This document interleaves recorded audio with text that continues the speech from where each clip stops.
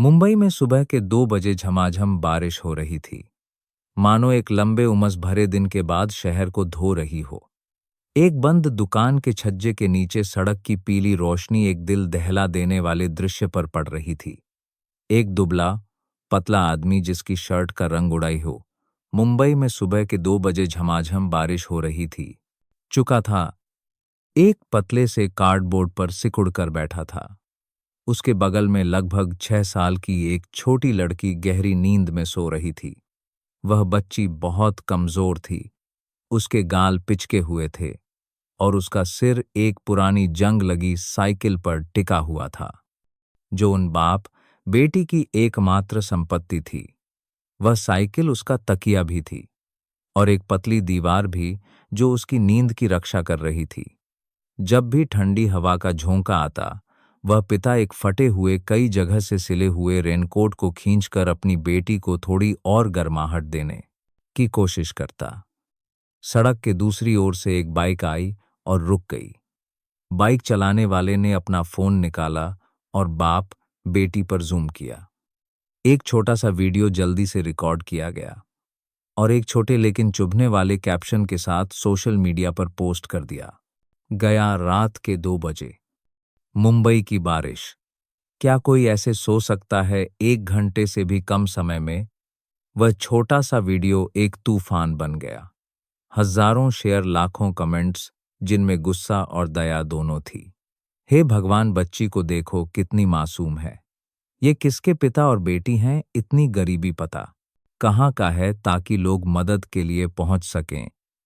एक बच्चे को इस तरह सड़क पर कैसे सोने दिया जा सकता है?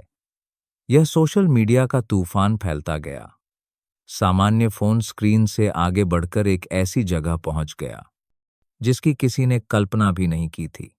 मालाबार हिल पर एक आलीशान हवेली में सबसे ऊपरी मंजिल के स्टडी रूम से हल्की रोशनी आ रही थी। अदिति मेहरा फोर्ब्स इंडिया की सूची में सबसे युवा अरबपति अभी भी अपने कंप्यूटर स्क्रीन के सामने बैठी थी। उसे आयरन लेडी के रूप में जाना जाता था, एक ऐसी महिला जिसके बारे में कहा जाता था कि उसका दिल बर्फ का बना है। उसकी तेज ठंडी सुंदरता हमेशा उसके कठोर और निर्णायक व्यावसायिक फैसलों के साथ जुड़ी होती थी। आज रात उसे नींद नहीं आ रही थी। करोड़ों का एक प्रोजेक्ट मुश्किल में पड़ गया था और वह सोचने के लिए शांति ढूंढ रही थी। उसकी लंबी उंगलियां अनजाने में फोन की स्क्रीन पर घूम रही थीं, वित्तीय समाचारों और बाजार विश्लेषणों को नजरअंदाज करते हुए। और फिर वह रुक गई। फोन की स्क्रीन पर बारिश की रात में सिकुड़कर बैठे एक पिता और एक बच्ची की तस्वीर थी।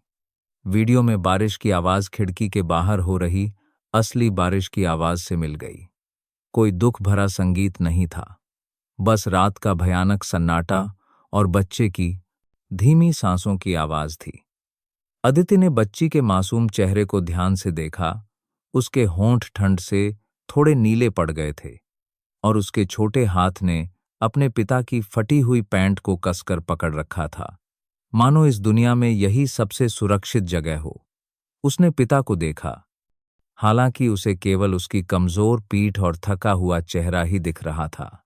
फिर भी वह उसकी चरम लाचारी को महसूस कर सकती थी। वह सो नहीं रहा था, वह बस अपनी बेटी की नींद की रखवाली कर रहा था। अदिति ने अपने मुंह पर हाथ रख लिया। उसका शरीर अनियंत्रित रूप से कांपने लगा। वह जो कभी किसी के सामने नहीं रोई थी, यहां तक कि जब उसकी कंपनी दिवालिया होने की कगार पर थी, तब भी नहीं। अचानक उसकी आंखों में आंसू आ गए। एक गर्म आंसू उसके गाल पर लुढ़क गया, फिर 2, फिर 3 वे फोन की स्क्रीन पर गिरे। बच्चे की छवि को धुंधला कर दिया। वह उस आलीशान लेकिन ठंडे कमरे में बस बैठी रही, एक बेजान स्क्रीन के माध्यम से 2 असहाय इंसानों को देखती रही। उसे उनकी तस्वीर दिखाई दे रही थी, लेकिन उसके दिमाग में एक ऐसा अतीत कौंध रहा था जिसे उसने बहुत पहले दफनाने की कोशिश की थी। एक अनाथ बच्ची का अतीत, जो कभी ठंड में ऐसे ही सिकुड़ती थी, जो कभी किसी के गले लगने के लिए तरसती थी।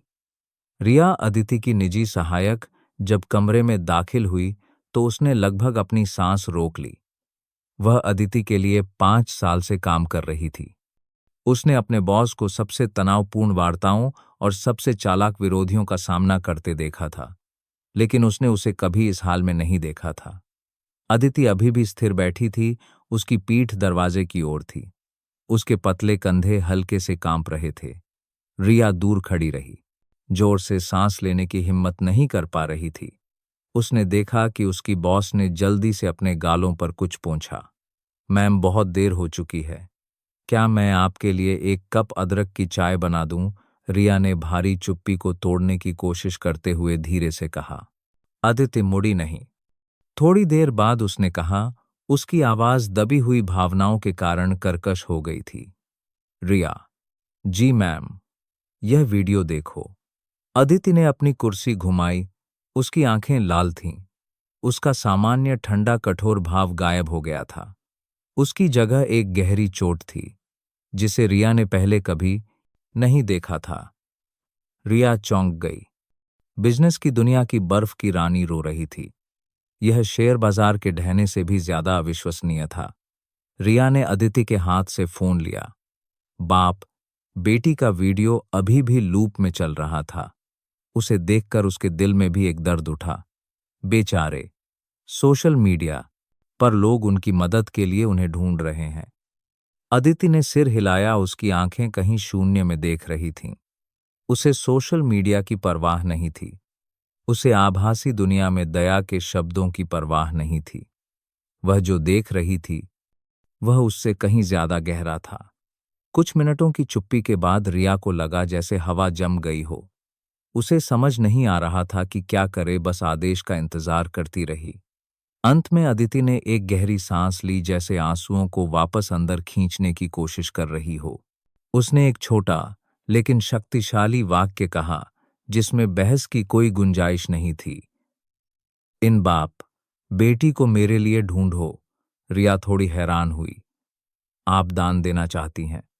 मैं किसी प्रतिष्ठित चैरिटी से संपर्क कर सकती हूं। अदिति ने उसे बीच में ही टोक दिया। उसकी आवाज में वही दृढ़ता वापस आ गई थी, हालांकि वह अभी भी कांप रही थी। दान नहीं, उनका सही पता ढूंढो। मैं उनसे अभी मिलना चाहती हूं। रिया हक्की बक्की रह गई। अभी सीधे मिलना है। लेकिन मैम, अब सुबह के 3 बजने वाले हैं और बाहर बहुत तेज बारिश हो रही है। मैंने कहा अभी। अदिति ने हर शब्द पर जोर दिया। उसकी आंखें चाकू की तरह तेज थीं। गाड़ी तैयार करो। अपने वार्डरोब से कोई साधारण कपड़े मुझे उधार दो, ताकि कोई साधारण कपड़े मुझे बारिश बहुत कपड़े मुझे उधार दो, मुझे पहचान न पाए। रिया ने अपनी लार निगली। वह जानती थी कि जब अदिति ने फैसला कर लिया है तो उसे कोई नहीं रोक सकता। लेकिन यह फैसला बहुत आवेगी, बहुत भावुक था, जो उसके बॉस के व्यक्तित्व से बिल्कुल मेल नहीं खाता था। जी मैम, मैं अभी तैयारी करती हूँ। जब रिया मुड़ी तो वह अभी भी समझ नहीं पा रही थी कि उस वीडियो में ऐसा क्या था जिसने अदिति के बर्फीले दिल की सबसे गहरी जगह को छू लिया था। किस चीज ने एक ऐसे व्यक्ति को, जो हमेशा तर्क से सब कुछ तौलता था, ऐसा पागलपन भरा काम करने पर मजबूर कर दिया। उस रात मुंबई में 2 तूफान थे। एक बाहर बारिश और हवा का तूफान, और दूसरा युवा अरबपति के दिल में उमड़ता भावनाओं का तूफान। लग्जरी कार उस जगह से लगभग 100 मीटर दूर एक अंधेरे कोने में रुकी, जहां बाप बेटी सो रहे थे। अदिति कार से उतरी। उसने रिया के सादे कपड़े पहने हुए थे, एक जीन्स, एक सादी टी शर्ट और एक विंड चीटर। उसने एक बेसबॉल कैप को नीचे खींच लिया, जिससे उसका खूबसूरत चेहरा लगभग छिप गया था। तुम यहीं मेरा इंतजार करो, उसने रिया से कहा। अगर कुछ हुआ तो मैं कॉल कर लो कि आप कर लाए हैं। करूंगी। लेकिन मैम, यह खतरनाक है। अदिति ने कोई जवाब नहीं दिया। वह दृढ़ता से बारिश में आगे बढ़ गई। वह छज्जे की ओर चली। जैसे जैसे वह करीब आती गई, उसका दिल जोर जोर से धड़कने लगा। सड़क की सीलन भरी गंध, बची हुई धुएं की गंध और गरीबी की गंध उसके चेहरे पर पड़ी, जो दर्दनाक रूप से परिचित थी। वह आदमी अभी भी एक मूक मूर्ति की तरह बैठा था।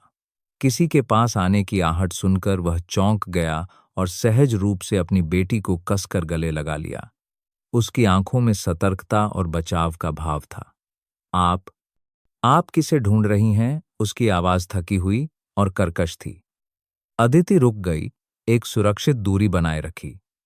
उसने अपनी टोपी थोड़ी ऊपर की ताकि उसकी आंखें दिखाई दें। नमस्ते अंकल, मैंने आप दोनों को यहां देखा। बहुत ठंड है, उसने कहा। उसकी आवाज में थोड़ी ऊपर की हिचकिचाहट थी। कई सालों में पहली बार उसे किसी से बातचीत शुरू करने में अजीब लग रहा था। प्रकाश ने उसे सिर से पांव तक देखा, एक युवा लड़की जिसने सादे कपड़े पहने थे, लेकिन उसका व्यक्तित्व असाधारण था। उसने अपनी आंखें सिकोड़ी। उसकी सतर्कता कम नहीं हुई थी। आपकी चिंता के लिए धन्यवाद, हम ठीक हैं, उसने दूर से जवाब दिया। जीवन ने उसे सिखाया था कि आसमान से गिरी नेकी पर भरोसा नहीं करना चाहिए। ठीक उसी समय छोटी प्रिया ने करवट ली और जाग गई। उसने अपनी आंखें मलीं और अपने खाप कर भरोसा नहीं करना चाहिए। सामने अजनबी को हैरानी से देखा। अदिति को देखकर उसकी बड़ी गोल आंखें अचानक चमक उठीं। अरे, वह धीरे से चिल्लाई, राजकुमारी। अदिति और प्रकाश दोनों हैरान थे। प्रकाश अपनी बेटी की ओर मुड़ा। प्रिया, तुम क्या कह रही हो? प्रिया ने अदिति की ओर इशारा किया। उसकी आवाज रात के सन्नाटे में साफ सुनाई दे रही थी। वो वड़ा पाव वाले अंकल के फोन वाली राजकुमारी, हाँ, मैंने देखा था। उन्होंने मुझे दिखाया था। लोग कहते हैं कि आप बहुत सुंदर और अमीर हैं। अदिति का चेहरा थोड़ा बदल गया। उसे उम्मीद नहीं थी कि इस वेश में भी उसे कोई पहचान लेगा। प्रकाश ने उसे और फिर अपनी बेटी को देखा। उसके थके हुए चेहरे पर एक स्पष्ट आश्चर्य था।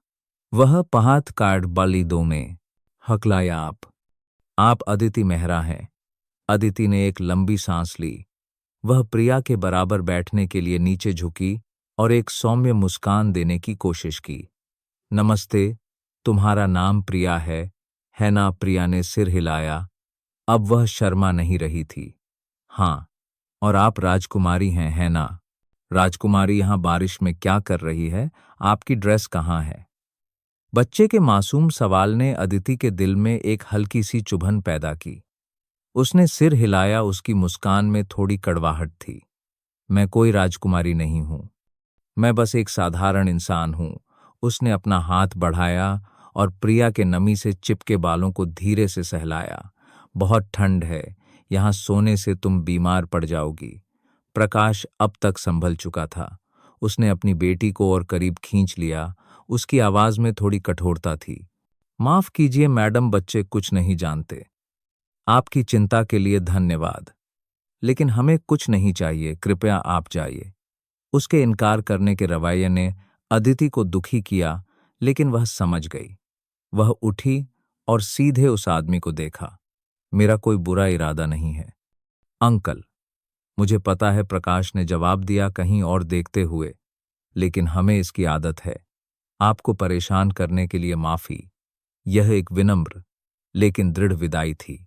अदिति जानती थी कि अगर वह यहां खड़ी रही तो वह उसे और असहज कर देगी। अदिति ने एक गहरी सांस ली, अपनी आवाज को यथासंभव शांत रखने की कोशिश की। मेरा एक सामुदायिक सहायता केंद्र है। वहां सोने के लिए गर्म जगह, खाना और डॉक्टर हैं। क्या मैं आप दोनों को वहां ले जा सकती हूं, कम से कम आज रात के लिए? उसने एक ऐसा प्रस्ताव दिया जिसे उसे लगा कि इस स्थिति में कोई भी मना नहीं कर सकता, लेकिन प्रकाश चुप रहा और फिर धीरे से सिर हिला दिया। आपकी नेकी के लिए धन्यवाद, लेकिन मैं कहीं नहीं जा रहा। क्यों? अदिति को समझ नहीं आया। यहां ठंड और खतरा दोनों है।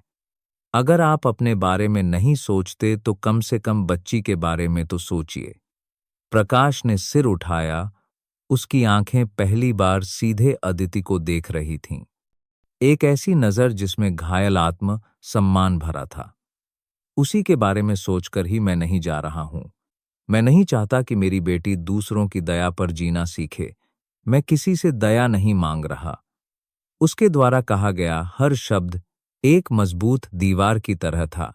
अदिति को लगा कि उसके शब्द निरर्थक हो गए हैं। उसने समाज के सबसे निचले पायदान पर किसी ऐसे व्यक्ति को कभी नहीं देखा था जिसमें इतना मजबूत स्वाभिमान हो। उसने प्रिया को देखा जो अपने पिता को देख रही थी। उसकी आंखों में विश्वास और थोड़ी उदासी थी। ऐसा लग रहा था कि उसे इस तरह के इनकार की आदत हो गई है। अदिति ने अनजाने में एक लंबी सांस ली। उसने अपनी आवाज धीमी कर ली। उसके शब्द लगभग एक फुसफुसाहट थे जो केवल उन दोनों को ही सुनाई दे रहे थे। मैं दया नहीं कर रही। प्रकाश ने अपनी भौहें सिकोड़ी अविश्वास से। अदिति ने उसकी आंखों में गहराई से देखा और फिर ठंड से कांप रही प्रिया को देखा। उसकी आवाज भर्रा गई, मैं दया नहीं कर रही, क्योंकि मैं आपकी बेटी में खुद को देखती हूं। उस वाक्य ने प्रकाश के मन में संदेह का दरवाजा खोल दिया। वह अपने सामने खड़ी युवा लड़की को देखकर दंग रह गया।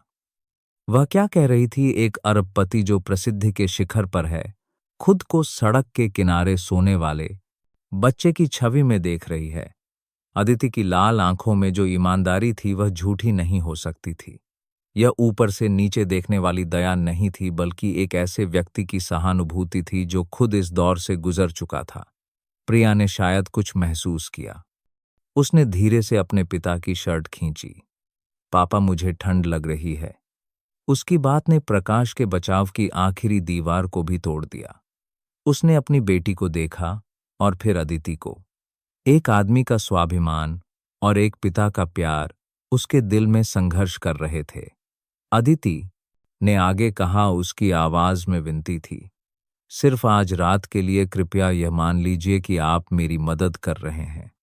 आपकी मदद, एक बेघर पिता एक अरबपति की क्या मदद कर सकता था? लेकिन इस तरह कहने से प्रकाश के आत्म सम्मान को छुआ। वह एहसान नहीं जता रही थी, वह उससे मदद मांग रही थी। अंत में एक लंबी चुप्पी के बाद प्रकाश ने धीरे से सिर हिलाया।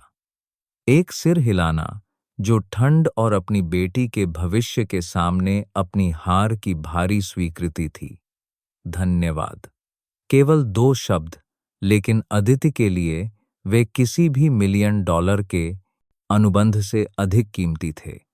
कार सड़क पर चुपचाप चल रही थी। बाप बेटी को एक छोटे से घर में ले जा रही थी जो अदिति के समूह द्वारा वित्त पोषित एक चैरिटी फाउंडेशन के परिसर में स्थित था।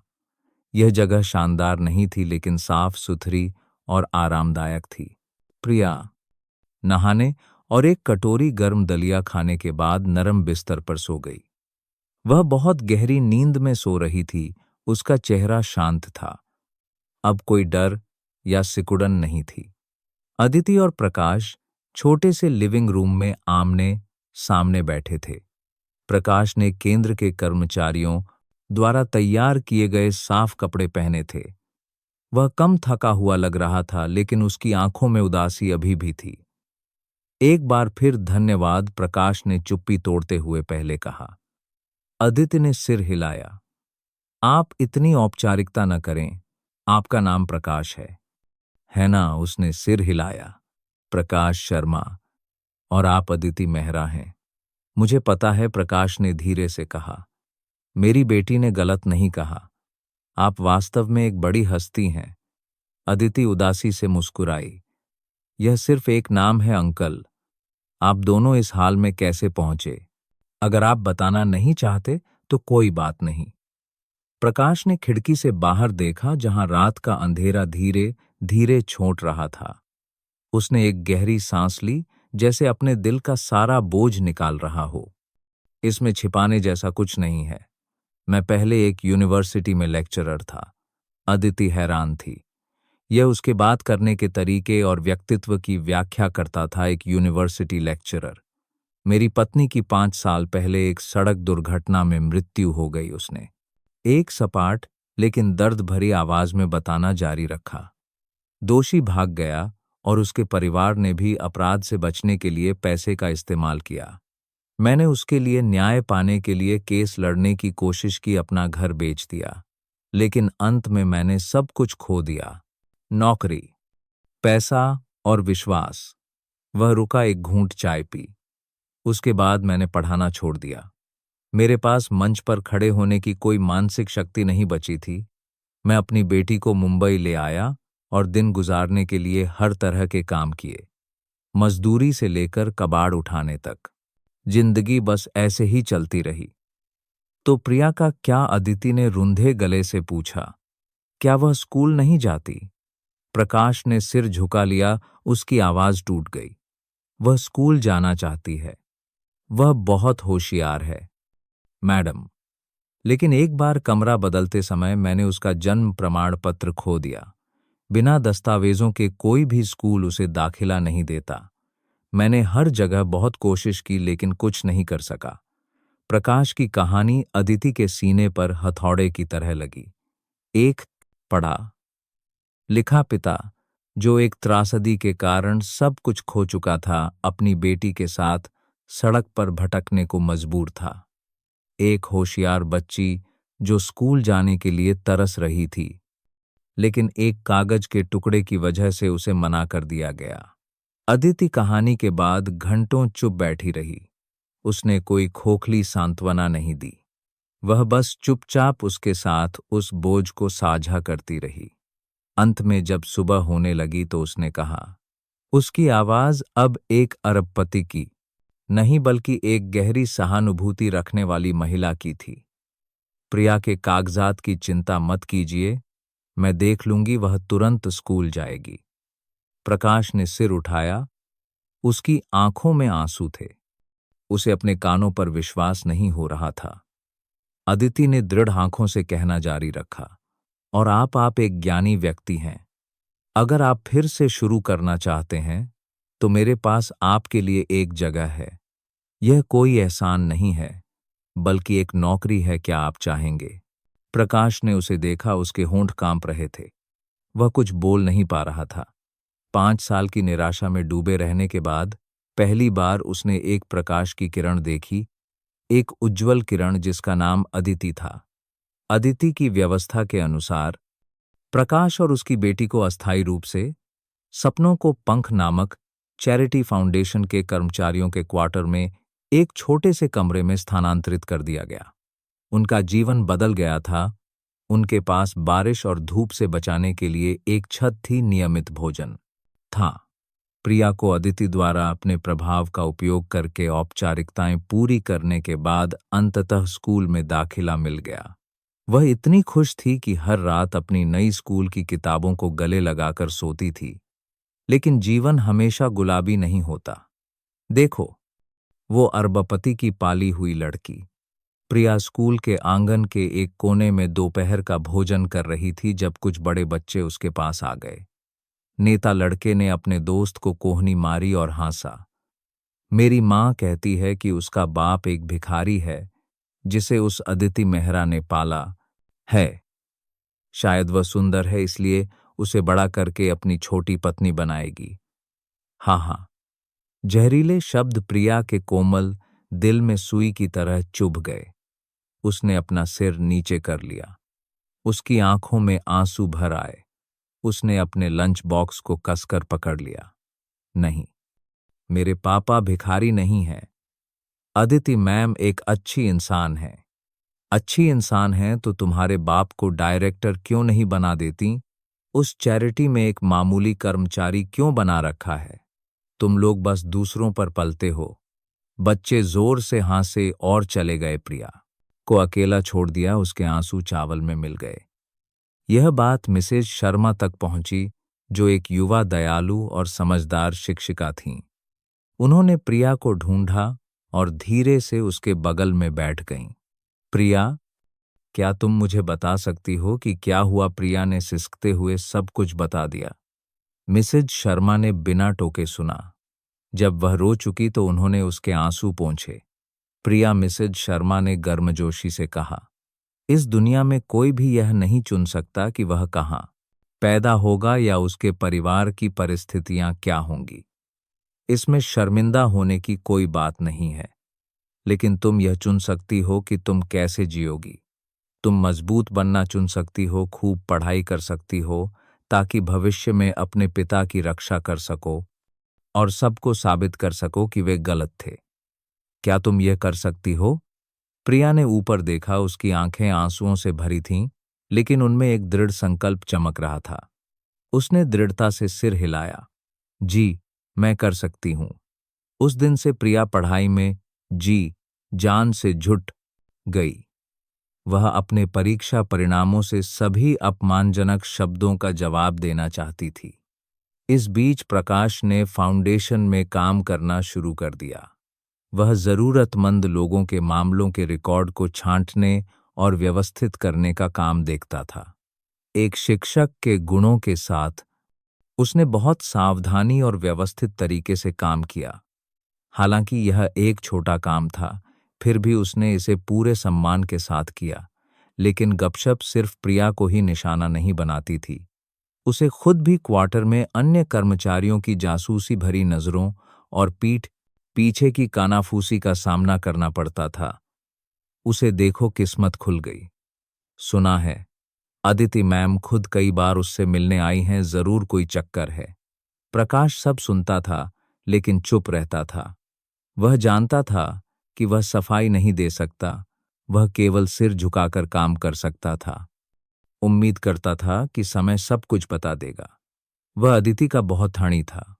वह उसके लिए कोई और परेशानी खड़ी नहीं करना चाहता था।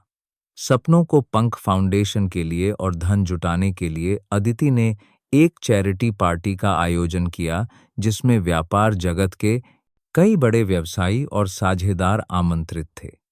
उसने प्रकाश को भी फाउंडेशन के एक कर्मचारी के रूप में आमंत्रित किया।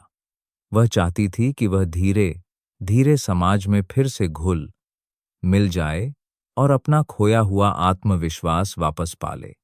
प्रकाश ने पहले तो मना कर दिया, लेकिन अदिति ने कहा, आप अकेले नहीं जाएंगे, आप मेरे साथ जाएंगे। एक पुराने लेकिन अच्छी तरह से इस्त्री किए हुए सूट में प्रकाश शांत और शिक्षित लग रहा था। वह पार्टी हॉल के एक कोने में चुपचाप खड़ा था, हाथ में पानी का गिलास लिए चारों ओर की शान शौकत देख रहा था। यह जगह कभी उसकी भी हुआ करती थी। अदिति एक शानदार शाम की पोशाक में साझेदारों से बात करने में व्यस्त थी। तभी एक मोटे पेट वाला चिकने चेहरे वाला अधेड़ उम्र का आदमी उससे बात करने आया। नमस्ते चेयरमैन अदिति, बहुत समय बाद मिले। आप आज भी उतनी ही सुंदर और प्रतिभाशाली हैं। अदिति ने औपचारिक रूप से मुस्कुराया। नमस्ते मिस्टर विक्रम, आज की पार्टी का समर्थन करने के लिए धन्यवाद। वह विक्रम था, उद्योग में एक कुख्यात निर्माण ठेकेदार। वह उसकी कंपनी के एक बड़े प्रोजेक्ट में भागीदार था। बात करते समय विक्रम की नजर अनजाने में कमरे के कोने में गई और प्रकाश पर रुक गई। उसके चेहरे पर मुस्कान अचानक जम गई, उसकी जगह आश्चर्य और फिर अवमानना और घृणा ने ले ली। माफ कीजिए मिस अदिति, एक मिनट। विक्रम ने अदिति को सिर झुकाकर नमस्ते किया और सीधे प्रकाश की ओर बढ़ गया। वह उसके सामने खड़ा हुआ और तिरस्कार से मुस्कुराया। ओहो, मैं गलत तो नहीं देख रहा प्रोफेसर प्रकाश, एक समय के प्रतिष्ठित प्रकाश, विश्वविद्यालय के लेक्चरर। आज आप यहाँ कैसे? आप इस जगह के लायक नहीं लगते। प्रकाश स्तब्ध रह गया। यह चेहरा, यह आवाज वह कभी नहीं भूल सकता था। यह वही था विक्रम सिंह जिसने सालों पहले उसकी पत्नी की दुर्घटना का कारण बना था, जिसने सब कुछ छिपाने के लिए पैसे का इस्तेमाल किया था। और विडंबना यह है कि विक्रम उसी निर्माण कंपनी का मालिक भी था जिसके खिलाफ उसने एक बार एक सार्वजनिक परियोजना में धोखाधड़ी का आरोप लगाया था, जो उन कारणों में से एक था जिसके कारण उसे दबाया गया और नौकरी से निकाल दिया गया। प्रकाश ने अपनी मुट्ठी भींच ली, अपने बढ़ते गुस्से को दबाने की कोशिश की। मैं आपको नहीं जानता। विक्रम जोर से हंसा, एक द्वेषपूर्ण हंसी। क्यों नहीं जानते? आप इतनी जल्दी भूल गए, या अब जीवन इतना कठिन हो गया है कि याददाश्त भी कमजोर हो गई है? मैं आपको याद दिलाता हूं। फ्लाईओवर निर्माण स्थल पर मचान गिरने का मामला, आपको याद है कि आपने किसके खिलाफ शिकायत दर्ज की थी? प्रकाश का चेहरा पीला पड़ गया। विक्रम उसके कान के पास झुका और जहरीली आवाज में फुसफुसाया, तुम्हारी किस्मत भी अजीब है। मुझे तुम्हें सड़क पर लाना पड़ा और अब मेरी ही बॉस ने तुम्हें उठा लिया है। देखते हैं इस बार तुम कब तक टिकते हो, या तुम अपनी बेटी का इस्तेमाल चेयरमैन अदिति से चिपके रहने के लिए करने वाले हो। चुप रहो, प्रकाश ने कर्कश आवाज में कहा। अब वह खुद को नियंत्रित नहीं कर पा रहा था। कमरे के कोने में छोटे से टकराव ने कुछ जिज्ञासु निगाहें खींच ली थीं। अदिति ने महसूस किया कि कुछ गड़बड़ है। वह तुरंत आगे बढ़ी। क्या बात है मिस्टर विक्रम? विक्रम ने तुरंत अपना रवैया बदल दिया और अदिति की ओर मुड़कर झूठी हंसी हंसा। कुछ नहीं मिस अदिति, बस एक पुराने परिचित से मुलाकात हो गई। कुछ हालचाल पूछ रहा था। मुझे नहीं पता था कि आपका कर्मचारी कोई ऐसा व्यक्ति है जिसकी मैंने अतीत में मदद की थी। उसने जानबूझकर मदद शब्द पर व्यंग्यात्मक ढंग से जोर दिया। अदिति ने प्रकाश की ओर देखा। उसका चेहरा पीला पड़ गया था। उसकी मुट्ठियां कांप रही थीं। वह जानती थी कि जरूर कोई रहस्य है।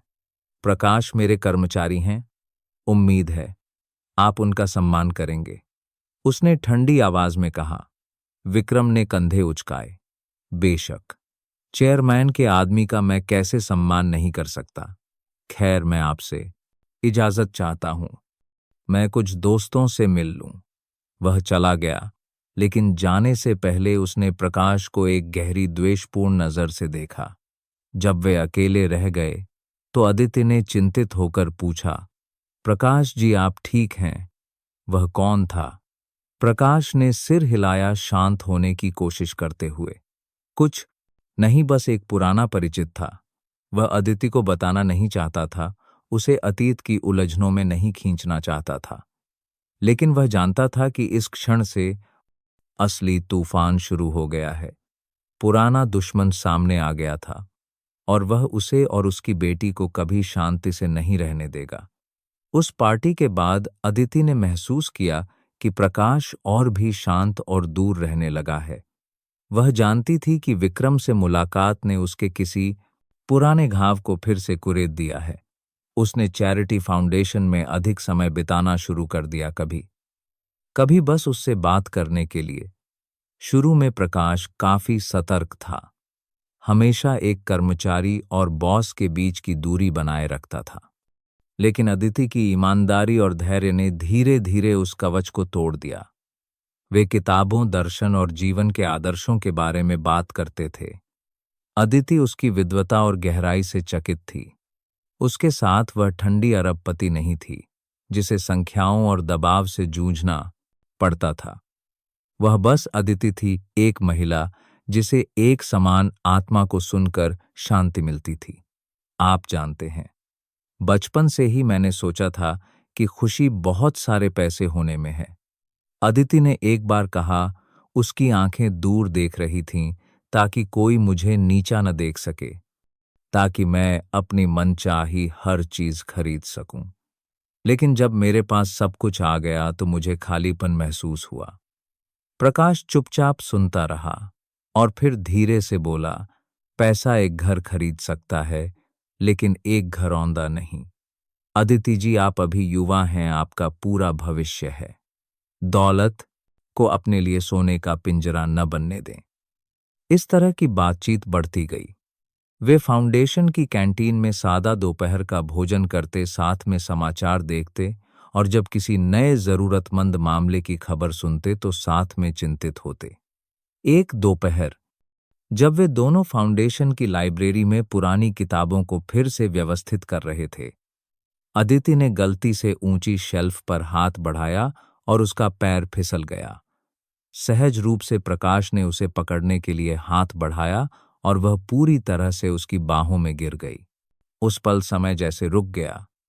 अदिति ने उसकी मजबूत बाहों से स्थिरता महसूस की, मेहनत के पसीने की हल्की गंध, पुरानी किताबों की गंध और एक अजीब सी गर्माहट जो उसने पहले कभी महसूस नहीं की थी।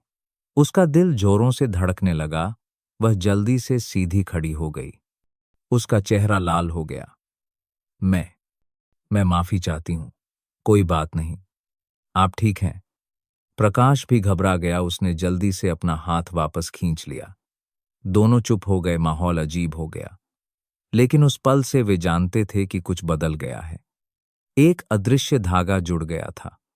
अदिति का यह बदलाव रिया की नजरों से नहीं छिपा। वफादार सहायक दिन ब दिन चिंतित होती जा रही थी। मैम, रिया ने एक बार काम की रिपोर्ट देते समय सावधानी से कहा, आजकल आप चैरिटी फाउंडेशन में बहुत ज्यादा समय बिता रही हैं। कॉरपोरेशन में काम को आपकी बहुत जरूरत है। अदिति ने फाइल से सिर उठाया। कोई बात है क्या नहीं मैम? बस। रिया हिचकिचाई। बस सब लोग बातें कर रहे हैं। वे कहते हैं कि आपके और प्रकाश जी के बीच एक असामान्य रिश्ता है। अदिति ने कलम नीचे रखी और सीधे रिया को देखा। तो तुम क्या सोचती हो? रिया ने सिर झुका लिया। मैं कुछ भी सोचने की हिम्मत नहीं करती। मैं बस आपके लिए चिंतित हूं।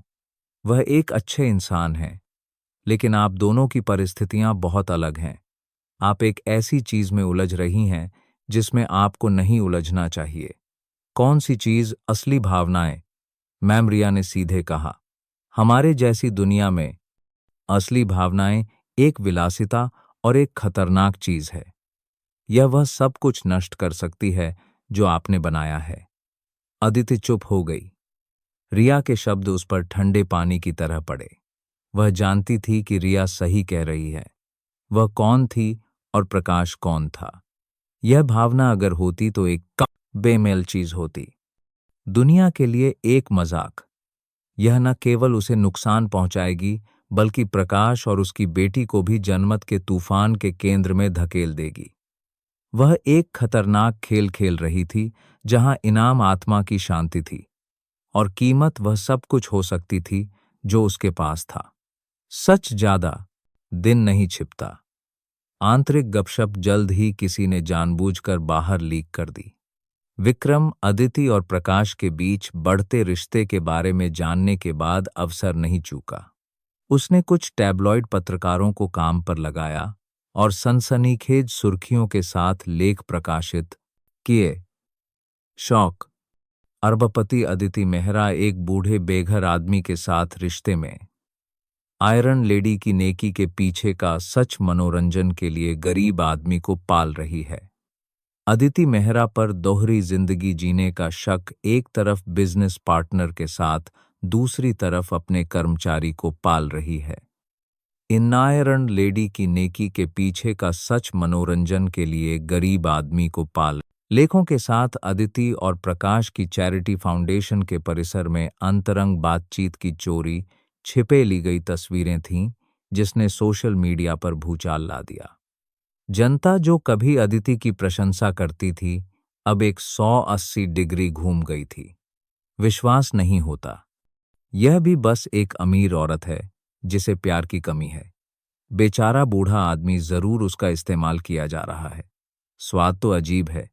शायद युवा अमीर लोगों से ऊब गई है, इसलिए कुछ नया आजमा रही है। तभी तो उन बाप बेटी की इतनी मदद कर रही थी। सब कुछ एक पेड़ की है। मकसद के लिए था। मीडिया का तूफान आया, भयंकर और क्रूर। अदिति के समूह के शेयर गिरने लगे। साझेदारों ने फोन करके सवाल किए। निदेशक मंडल ने दबाव डाला। अदिति ने सब कुछ चुप्पी से सहा। उसने कोई सफाई नहीं दी, कोई खंडन नहीं किया। वह जानती थी कि जितना ज्यादा वह बोलेगी, मामला उतना ही बिगड़ेगा। लेकिन सबसे ज्यादा दुखी प्रकाश था। वह अपने छोटे से कमरे में बैठा, हर लेख, हर कटु टिप्पणी को अपने पुराने फोन पर पढ़ रहा था। उसके हाथ कांप रहे थे। लोग उसे गाली दे रहे थे, वह सह सकता था, लेकिन वे अदिति का अपमान कर रहे थे, जिसने उसके और उसकी बेटी के जीवन को बचाया था। यह वह स्वीकार नहीं कर सकता था। सिर्फ उसकी वजह से उसकी प्रतिष्ठा को ठेस पहुंच रही थी। सिर्फ उसके और उसकी बेटी की मौजूदगी के कारण उसका सालों का बनाया करियर ढहने के कगार पर था। उसने सो रही अपनी बेटी प्रिया को देखा। उसका भविष्य अब उज्जवल था। वह स्कूल जा रही थी, भरपेट खा रही थी, गर्म कपड़े पहन रही थी, लेकिन इसकी कीमत उसकी मददगार की प्रतिष्ठा थी। वह इतना स्वार्थी नहीं हो सकता था उस रात प्रकाश जागता रहा। उसने सबसे दर्दनाक फैसला लिया। अगली सुबह जब अदिति चैरिटी फाउंडेशन पहुंची तो प्रकाश और उसकी बेटी का कमरा खाली था। मेज पर केवल एक हाथ से लिखा पत्र और प्रिया का स्कूल बैग था। उसने जल्दी से पत्र खोला। प्रकाश के शब्द उसके दिल में चाकू की तरह चुभ रहे थे। अदिति खड़ी नहीं रह सकी। उसके हाथ से कागज जमीन पर गिर गया। वह चला गया था। उसने चुपचाप चले जाने का रास्ता चुना था। सारा बोझ अपने ऊपर लेकर उसकी इज्जत बचाने के लिए स्कूल के आंगन में प्रिया कक्षा में थी। अचानक उसके दिल में एक चुभन हुई। उसने खिड़की से बाहर देखा। एक अनजानी बेचैनी उसे घेरने लगी। दोपहर में जब फाउंडेशन की गाड़ी लेने आई तो मिसेज शर्मा प्रिया को गेट तक ले गईं। वहां प्रकाश नहीं था, केवल एक और कर्मचारी था। अंकल, मेरे पापा कहाँ हैं? प्रिया ने हैरानी से पूछा। कर्मचारी हकलाया, तुम्हारे पापा। तुम्हारे पापा को जरूरी काम से कुछ समय के लिए दूर जाना पड़ा है। प्रिया को विश्वास नहीं हुआ। एक बच्चे की अंतरात्मा ने उसे बता दिया था कि कुछ गड़बड़ है। वह जोर से रोने लगी। नहीं पापा मुझे छोड़कर नहीं गए हैं। पापा मुझे मत छोड़ो। प्रिया की दिल दहला देने वाली चीख पूरे स्कूल के आंगन में गूंज उठी। वह अपनी शिक्षिका की बाहों में रोते रोते बेहोश हो गई। जो खुशी और उम्मीद उसे अभी अभी मिली थी, वह एक ही दोपहर में धुएं में मिल गई। अदिति ने जमीन से पत्र उठाया। उसे एक बार फिर पढ़ा। प्रकाश का हर शब्द त्याग और दर्द से भरा था। प्रिय मिस अदिति, जब आप यह पत्र पढ़ेंगी तो मैं और मेरी बेटी जा चुके होंगे। कृपया हमें खोजने की कोशिश न करें। यही एकमात्र तरीका है जिससे मैं आपकी रक्षा कर सकता हूं और आपकी प्रतिष्ठा को बेदाग रख सकता हूं। मेरा जीवन आप पर एक बहुत बड़ा एहसान है। एक ऐसा एहसान जो शायद मैं इस जीवन में कभी नहीं चुका पाऊंगा। आपने मेरी बेटी को एक छत, एक भोजन और सबसे महत्वपूर्ण स्कूल जाने का सपना दिया। मेरे लिए इतना ही काफी है। मैं अपने और अपनी बेटी की छोटी सी खुशी के लिए आपके करियर और प्रतिष्ठा को दांव पर नहीं लगा सकता। बाहरी दुनिया बहुत क्रूर है और मैं आपका बोझ नहीं बनना चाहता। कृपया सब कुछ यहीं खत्म होने दें। कृपया सबको बता दें कि आपने ही हमें निकाल दिया क्योंकि आप मेरे जैसे धोखेबाज को बर्दाश्त नहीं कर सकीं। इस तरह सब कुछ ठीक हो जाएगा। प्रिया का स्कूल बैग और पढ़ाई का सामान मैं आपको वापस दे रहा हूं। कृपया उसे बताएं कि उसके पापा काम से दूर गए हैं। किसी दिन वापस आएंगे। उसे सच मत बताइएगा। मुझे डर है कि वह सहन नहीं कर पाएगी। अंत में सब कुछ के लिए धन्यवाद, मुझे यह बताने के लिए कि इस काली दुनिया में अभी भी अच्छी चीजें हैं। हस्ताक्षर आपका आभारी प्रकाश शर्मा। इसके साथ एक छोटा कुचला हुआ कागज का टुकड़ा था जिस पर एक बच्चे की टेढ़ी मेढ़ी लिखावट थी। शायद प्रकाश को यह उसकी बेटी के बैग में मिला था। प्रिय पापा, मैं आपसे दुनिया में सबसे ज्यादा प्यार करती हूं। मैं खूब पढ़ाई करूंगी ताकि बाद में आपका ख्याल रख सकूं। मैं अदिति मैम से भी प्यार करती हूं। अदिति घुटनों के बल गिर पड़ी। उसने पत्र और छोटे कागज के टुकड़े को अपने सीने से लगा लिया। आंसू बिना रुके बहते रहे। मूर्ख, तुम एक मूर्ख हो, वह खाली कमरे में चिल्लाई। तुम इतने मूर्ख क्यों हो? तुमने समस्या को हल करने के लिए सबसे क्रूर तरीका क्यों चुना? तुम्हें लगता है कि चले जाने से तुम मेरी रक्षा कर सकते हो। क्या तुम नहीं जानते कि तुम्हारा जाना ही सबसे घातक चाकू है? रिया दौड़कर अंदर आई। अपने बॉस को पूरी तरह से टूटते हुए देखकर वह भी घबरा गई। मैम शांत हो जाइए। अदिति ने सिर उठाया। उसकी आंखें गुस्से से लाल थीं। लोगों को भेजो, इस पूरे शहर को छान मारो, लेकिन उन्हें मेरे लिए ढूंढ कर लाओ। लेकिन मुंबई इतना बड़ा था। जानबूझकर छिपे हुए बाप बेटी को ढूंढना भूसे के ढेर में सुई खोजने जैसा था। अदिति अपने ऑफिस में चुपचाप बैठी रही, खिड़की से बाहर देखती रही। उसने प्रिया के कागज के टुकड़े को पकड़ा, उसकी लिखावट को सहलाती रही। मैं अदिति मैम से भी प्यार करती हूँ। वह हंसी एक कड़वी और दर्दनाक हंसी। जीवन में पहली बार उसने खुद से फुसफुसाया, मैं एक ऐसे व्यक्ति को रोकना चाहती हूं जिसके पास कुछ भी नहीं है। एक ऐसा व्यक्ति जिसके पास केवल आत्म सम्मान से भरा दिल और अपनी बेटी के लिए असीम प्यार है। और मैं उसे भी नहीं रोक सकी। उसने महसूस किया कि उसने सिर्फ एक कर्मचारी, एक आत्मीय मित्र ही नहीं खोया है, उसने कुछ और कीमती खो दिया है। एक ऐसी चीज जिसे पैसा कभी नहीं खरीद सकता, एक परिवार की शांति और गर्माहट जो उसके पास कभी नहीं थी। और प्रकाश के पत्र ने उसे केवल प्रिया का स्कूल बैग ही नहीं लौटाया था, उसने उसे एक सपना भी लौटा दिया था। एक सादे, सच्चे जीवन का सपना। एक सपना जो अब टूट चुका था। 2 हफ्ते निराशा में बीत गए। अदिति ने अपने सभी संसाधनों का इस्तेमाल किया, लेकिन प्रकाश और उसकी बेटी का कोई सुराग नहीं मिला। ऐसा लग रहा था जैसे वे इस शहर से गायब हो गए हों। मीडिया का तूफान भी धीरे धीरे शांत हो गया, नए घोटालों के लिए जगह बना रहा था। लेकिन अदिति के लिए उसके दिल का तूफान कभी शांत नहीं हुआ। स्कूल में प्रिया और भी चुप और गुमसुम हो गई। अपने पिता की याद और छोड़े जाने के सदमे ने उसे तोड़ दिया था। वह अब हंसती बोलती नहीं थी, न ही उत्साह से हाथ उठाकर जवाब देती थी। वह बस एक जगह बैठी रहती, उसकी आंखें हमेशा स्कूल के गेट की ओर देखती रहतीं, एक परिचित छाया का इंतजार करती जो कभी नहीं आएगी। फिर जो होना था वह होकर रहा। एक दोपहर मिसेज शर्मा ने घबराकर अदिति को फोन किया। अदिति मैम, प्रिया, उसे बहुत तेज बुखार है, उसका शरीर कोयले की तरह गर्म है और वह लगातार खांस रही है। मैं उसे बच्चों के अस्पताल ले जा रही हूं। अदिति को यह खबर बिजली के झटके की तरह लगी। उसने एक महत्वपूर्ण बैठक बीच में ही छोड़ दी और अस्पताल की ओर भागी। आपातकालीन कक्ष में प्रिया बिस्तर पर लेटी थी। उसका चेहरा लाल था, सांस लेना मुश्किल हो रहा था। डॉक्टर ने बताया कि उसे शरीर की कमजोरी और मानसिक तनाव के कारण गंभीर निमोनिया हो गया है। अगर समय पर इलाज नहीं किया गया तो स्थिति बहुत खतरनाक हो सकती है। अदिति बिस्तर के पास खड़ी थी, प्रिया का गर्म हाथ पकड़े हुए। उसका दिल दर्द से फटा जा रहा था। उसने खुद को कोसा, अगर वह उनके जीवन में नहीं आई होती, अगर उसने उन्हें अपनी जटिल दुनिया में नहीं खींचा होता, तो शायद आज वे गरीब होते हुए भी एक साथ होते। पापा पापा, प्रिया बुखार में बड़बड़ा रही थी, धीमी आवाज में पुकार रही थी। अदिति अपने आंसू नहीं रोक सकी।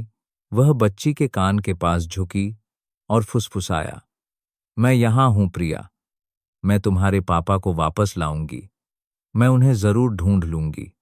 उसने सभी मीडिया चैनलों पर लोगों को खोजने की खबर छपवाई, इस बात की परवाह किए बिना कि गपशप फिर से शुरू हो सकती है। इस बार उसे अपनी प्रतिष्ठा या करियर की कोई परवाह नहीं थी। प्रिया की जान सबसे महत्वपूर्ण थी। प्रिया के गंभीर रूप से अस्पताल में भर्ती होने की खबर तेजी से फैली और यह उस व्यक्ति तक पहुंच गई जिसे इसे सुनना था। एक गरीब बाहरी इलाके की झुग्गी में प्रकाश एक नम कमरे में घुटने मोड़े बैठा था। पिछले 2 हफ्तों से वह एक छाया की तरह जी रहा था। दिन में वह मजदूरी करता और रात में अपनी बेटी की याद में तड़पता।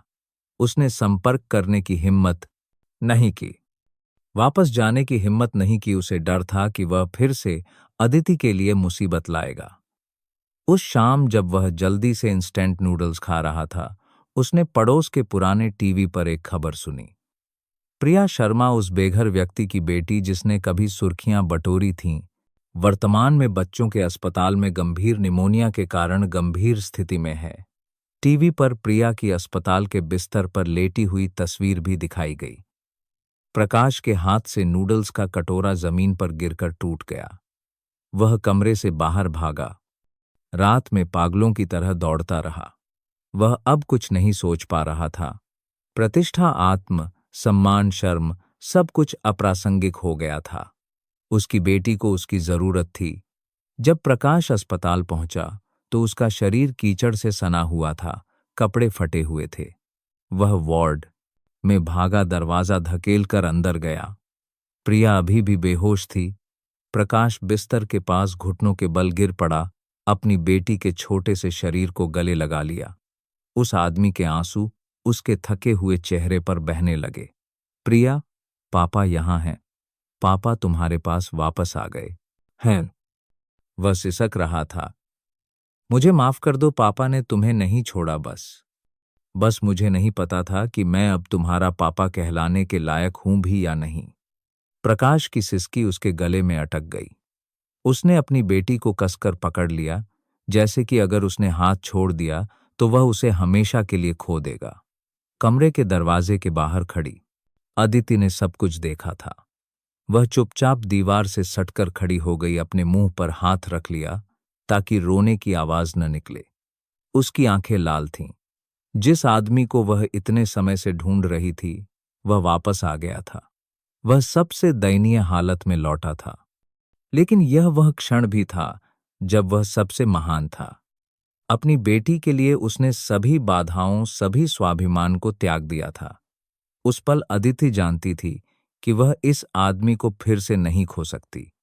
डॉक्टरों की देखभाल और अपने पिता की वापसी के कारण प्रिया का स्वास्थ्य धीरे धीरे स्थिर हो गया। वह खतरे से बाहर थी। अगले कुछ दिनों में प्रकाश और अदिति बारी बारी से अस्पताल में रहे। वे एक दूसरे से कम बात करते थे। बिछड़ने के बाद माहौल थोड़ा अजीब और भारी था, लेकिन प्रिया के बिस्तर के पास दोनों की मौजूदगी एक ऐसी पुष्टि थी जिसे शब्दों की जरूरत नहीं थी। एक रात जब प्रिया सो चुकी थी, अदिति प्रकाश के लिए 2 लंच बॉक्स लाई। इसे खा लीजिए, गर्म है। आपने कई बॉक्स लाई, दिनों से कुछ नहीं खाया है। प्रकाश ने लंच बॉक्स लिया, सिर झुकाकर धीरे से कहा, धन्यवाद। आपको फिर से परेशान किया। ऐसा मत कहिए। अदिति ने बीच में ही कहा, हमारे बीच परेशानी जैसा कोई शब्द नहीं है। क्या आप जानते हैं कि जब आप चले गए थे तो मैं कितनी नाराज थी? प्रकाश चुप रहा, उसकी आंखों में देखने की हिम्मत नहीं कर पा रहा था। मैं माफी चाहता हूं, मैं बस आपका बोझ नहीं बनना चाहता था। अदिति ने एक लंबी सांस ली और पास की कुर्सी पर बैठ गई। वह अस्पताल की खिड़की से बाहर देखने लगी, जहां रात का शहर अभी भी रोशनी से जगमगा रहा था। क्या आप एक कहानी सुनना चाहेंगे? उसने अचानक पूछा। प्रकाश हैरान था, लेकिन उसने सिर हिला दिया। लोग मुझे देखते हैं, वे एक सफल ठंडी अरबपति को देखते हैं जिसके पास सब कुछ है। अदिति ने एक सपाट आवाज में बताना शुरू किया, लेकिन वे नहीं जानते कि मैं एक अनाथ बच्ची थी। प्रकाश स्तब्ध रह गया। मेरी मां की मृत्यु तब हो गई जब मैं बहुत छोटी थी। मुझे उनके बारे में कुछ भी याद नहीं है। मेरे पिता वे चले गए। उसके ठीक बाद मैं एक अनाथालय में पली बढ़ी। उन सालों में मैंने हर तरह का अपमान, भूख और अकेलापन सहा। अदिति की आवाज कांप रही थी। वह एक ऐसा रहस्य उजागर कर रही थी जिसे रिया, उसकी सबसे करीबी सहयोगी, भी नहीं जानती थी।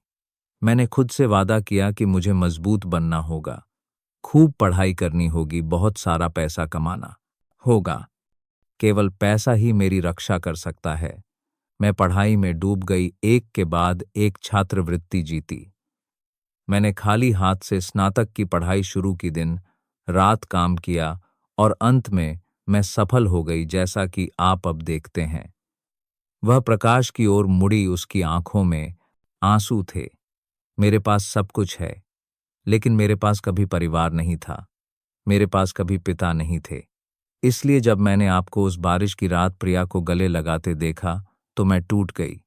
मुझे उस बच्ची से जलन हुई, क्योंकि गरीब होने के बावजूद उसके पास एक पिता था जो उसकी रक्षा के लिए कुछ भी करने को तैयार था। वह सिसक पड़ी। तो आप समझे, आपके पास जो है वह मेरी पूरी दौलत भी नहीं खरीद सकती। कभी मत कहिएगा कि आप एक बोझ हैं। एक बच्चे के लिए एक पिता का होना दुनिया की सबसे कीमती चीज है। अदिति की कहानी ने प्रकाश को अवाक कर दिया। उसने कभी कल्पना भी नहीं की थी कि उसकी शानदार बाहरी शक्ल के पीछे इतना दर्दनाक और अकेला अतीत होगा। वह समझ गया, उसकी मदद दया नहीं थी, यह दो अकेली आत्माओं की सहानुभूति थी। दो लोग जो एक परिवार की गर्माहट के लिए तरस रहे थे। प्रकाश ने कांपते हुए हाथ बढ़ाया और धीरे से अदिति के कसकर भींचे हुए हाथ पर रख दिया। एक अनाड़ी लेकिन ईमानदार इशारा। अदिति जी, मुझे माफ कर दीजिए कि मैं आपको समझ नहीं पाया। अदिति ने आंसुओं के बीच मुस्कुराते हुए सिर हिलाया। कोई बात नहीं, अब आप समझ गए हैं, यही काफी है। उस पल उनके बीच की सभी दूरियां, सभी बाधाएं, स्थिति, उम्र, परिस्थितियां जैसे मिट गई थीं। केवल दो दिल बचे थे जो इतने तूफानों के बाद अंत में समझ और साझा करने की जगह पा चुके थे। जिस दिन प्रिया को अस्पताल से छुट्टी मिली, मुंबई का आसमान असाधारण रूप से साफ और नीला था। वह पूरी तरह से स्वस्थ हो चुकी थी। रास्ते भर खुशी से चहकती रही। इस बार वे फाउंडेशन के क्वार्टर में नहीं, बल्कि एक छोटे आरामदायक अपार्टमेंट में जा रहे थे जिसे अदिति ने तैयार किया था। यह मेरा घर नहीं है, उसने प्रकाश से कहा। यह कंपनी का घर है जो कर्मचारियों को किराए पर दिया जाता है। आप यहां रहिए, किराया हर महीने वेतन से काट लिया जाएगा। उसने जानबूझकर ऐसा कहा ताकि प्रकाश को बुरा न लगे। प्रकाश उसकी बात समझ गया। उसने बस चुपचाप सिर हिलाकर धन्यवाद दिया। उनका जीवन एक नए अध्याय में प्रवेश कर चुका था। प्रकाश फाउंडेशन में काम पर लौट आया, लेकिन एक अलग मानसिकता के साथ। अब उसे कोई हीन भावना या आत्मसंदेह नहीं था। अदिति अक्सर आती रहती, कभी प्रिया के लिए कुछ कॉमिक्स लाती, कभी उन दोनों के साथ एक सादा रात का खाना खाती। वे एक असली परिवार की तरह थे। एक सप्ताहांत की शाम अदिति बाप बेटी को पार्क ले गई। प्रिया उत्साह से इधर उधर दौड़ रही थी, स्लाइड पर खेल रही थी, झूले पर झूल रही थी। उसकी साफ हंसी पूरे माहौल में फैल गई थी। अदिति और प्रकाश एक बेंच पर बैठे चुपचाप उसे देखते रहे। डूबते सूरज की सुनहरी रोशनी उनके चेहरों पर पड़ रही थी, एक अजीब तरह का शांतिपूर्ण दृश्य बना रही थी। बच्ची को खुश देखकर मेरा दिल हल्का हो जाता है, प्रकाश ने धीरे से कहा। उसकी आंखें प्रिया से नहीं हट रही थीं। बच्चों की मुस्कान में हर घाव को भरने की ताकत होती है, अदिति ने मुस्कुराते हुए जवाब दिया। वे थोड़ी देर चुप रहे। प्रकाश जैसे किसी बहुत महत्वपूर्ण बात पर विचार कर रहा था। अंत में उसने एक गहरी सांस ली और सीधे अदिति की ओर मुड़ा। अदिति जी। जी। प्रकाश हिचकिचाया। उसके खुरदरे हाथ एक दूसरे में उलझे हुए थे। उसकी आवाज थोड़ी अप्राकृतिक थी। मैं जानता हूं कि मेरा कोई अधिकार नहीं है। मैं एक असफल बूढ़ा आदमी हूं, खाली हाथ, और आप आसमान के तारे की तरह हैं। लेकिन वह रुका, सारी हिम्मत जुटाई। लेकिन अगर मैं गरीब न होता, अगर मेरा अतीत इतना बुरा न होता, अगर मैं एक बेहतर आदमी होता, तो मैंने आपसे अपने दिल की बात कह दी होती। यह एक सीधा प्रेम प्रस्ताव नहीं था, यह एक परिकल्पना थी, दोनों के बीच की दूरी की एक कड़वी स्वीकृति, लेकिन साथ ही यह दिल की गहराई से एक सबसे ईमानदार स्वीकारोक्ति भी थी। अदिति स्तब्ध रह गई, उसका दिल धड़कने लगा। उसे उम्मीद नहीं थी कि वह ऐसा कहेगा। उसने उसकी आंखों में देखा और उनमें ईमानदारी, सम्मान और थोड़ी हीन भावना देखी। जवाब देने के बजाय वह बस धीरे से हंसी, एक उज्ज्वल हंसी जिसने सारे तनाव को दूर कर दिया। प्रकाश जी, उसने धीरे से कहा, क्या आप जानते हैं कि अब तक मेरे प्रेमी चुनने का मानक क्या रहा है? प्रकाश ने हैरानी से सिर हिलाया। मैंने कभी किसी को उसके बटुए के आधार पर नहीं चुना। उसने सीधे उसकी आंखों में देखा। उसकी नजर शरारती और गहरी दोनों थी। मुझे बस एक ऐसा इंसान चाहिए जो मेरे साथ एक सादा भोजन कर सके, मेरे साथ सूरज को डूबते हुए देखे और मेरे साथ प्रिया की हंसी सुने। बस इतना ही। प्रकाश हक्का बक्का रह गया।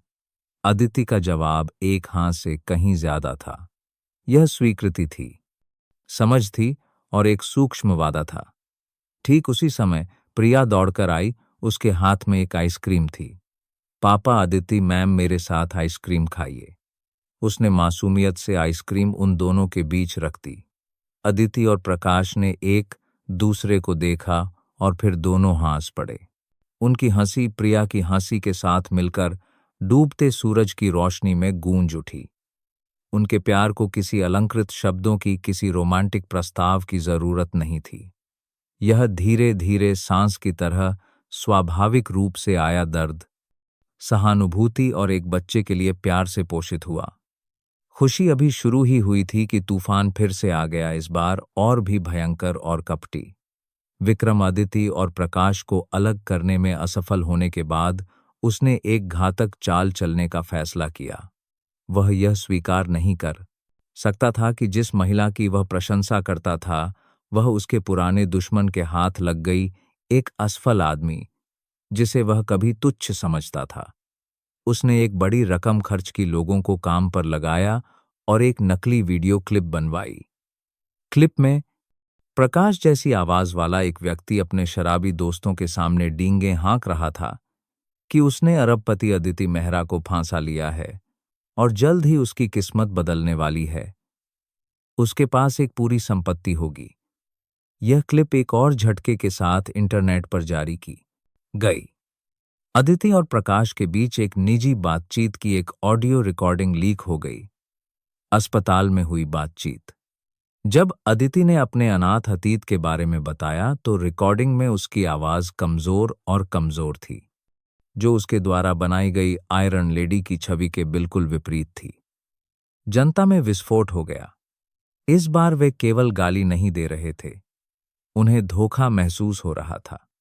हे भगवान, तो वह आदमी एक धोखेबाज है। विश्वास नहीं होता।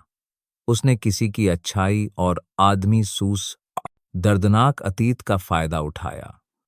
और अदिति मेहरा, वह भी बस एक कमजोर इंसान है जो प्यार खरीदने के लिए पैसे का इस्तेमाल करती है। बहुत निराशाजनक। लेकिन अदिति के लिए सबसे दर्दनाक झटका जनता से नहीं आया। उसने महसूस किया कि ऑडियो रिकॉर्डिंग पेशेवर रूप से की गई थी। ध्वनि की गुणवत्ता बहुत स्पष्ट थी। यह केवल कोई ऐसा व्यक्ति कर सकता था जो उसके बहुत करीब हो। उसकी अंतरात्मा ने उसे बताया कि कुछ गड़बड़ है। उसने अपनी पूरी सुरक्षा प्रणाली और व्यक्तिगत इलेक्ट्रॉनिक उपकरणों की जांच करवाई और सच्चाई सामने आई, जो बेहद दर्दनाक थी। अस्पताल के कमरे में रिकॉर्डर रखने वाला व्यक्ति जिसने वह रिकॉर्डिंग विक्रम को बेची थी, वह रिया थी, अदिति की सबसे भरोसेमंद सहायक जो पिछले 5 सालों से उसके साथ थी। अदिति ने रिया को अपने कार्यालय में बुलाया। उसने मेज पर छोटा सा रिकॉर्डर रखा। यह तुम्हारा है ना? रिया का चेहरा पीला पड़ गया, उसके हाथ पैर कांपने लगे। वह घुटनों के बल गिर पड़ी और रोने लगी। मुझे माफ कर दीजिए मैम, मुझे माफ कर दीजिए। मेरा इरादा नहीं था। क्योंकि विक्रम ने तुम्हें कितने पैसे दिए? अदिति ने बर्फीली आवाज में पूछा। मैं पूछ रही हूं कि विक्रम ने तुम्हें मुझे धोखा देने के लिए कितने पैसे दिए? रिया हकलाने लगी। 5 लाख और एक बेहतर पद का वादा। मैं बस एक पल के लिए बहक गई थी।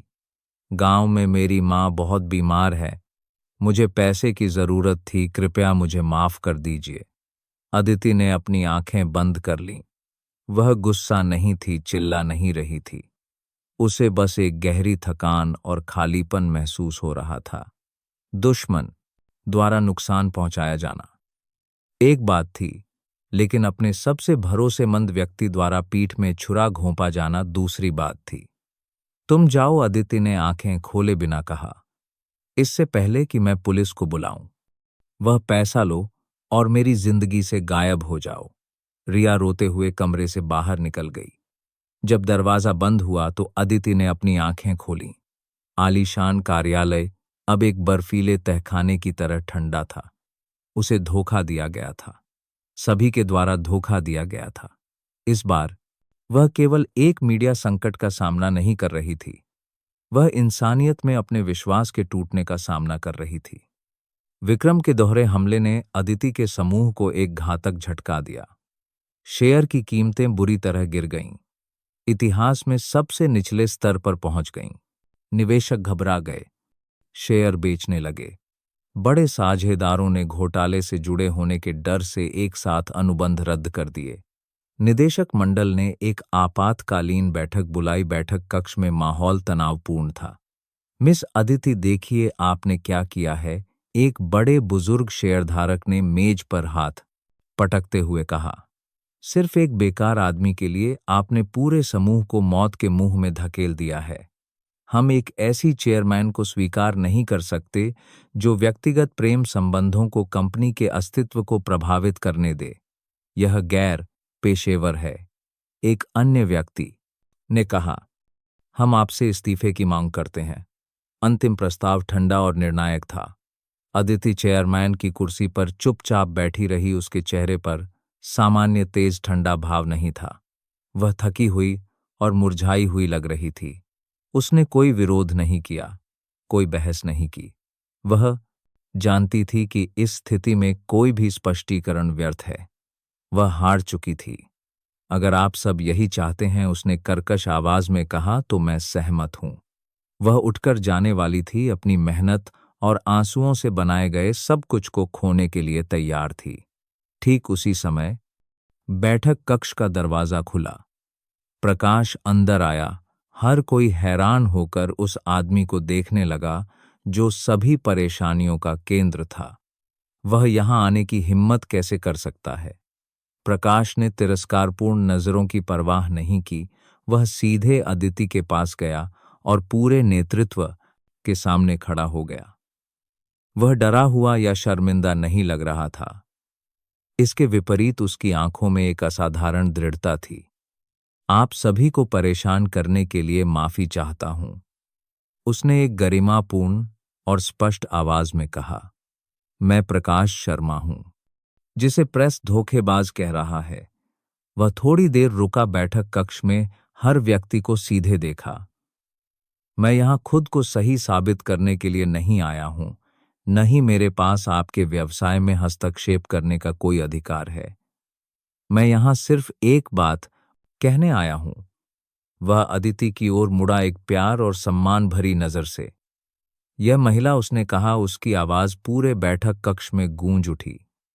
शायद आपकी नजरों में उसने गलती की है, लेकिन मेरी नजरों में वह एक देवी है। इस व्यक्ति ने मेरी और मेरी बेटी की पूरी जिंदगी बचाई है। इस व्यक्ति ने हमें सिखाया है कि जब पूरी दुनिया आपके खिलाफ हो जाए, तब भी कोई एक व्यक्ति होता है जो आप पर विश्वास करता है। वह निदेशक मंडल की ओर मुड़ा, उसकी आवाज और भी दृढ़ ही हो गई।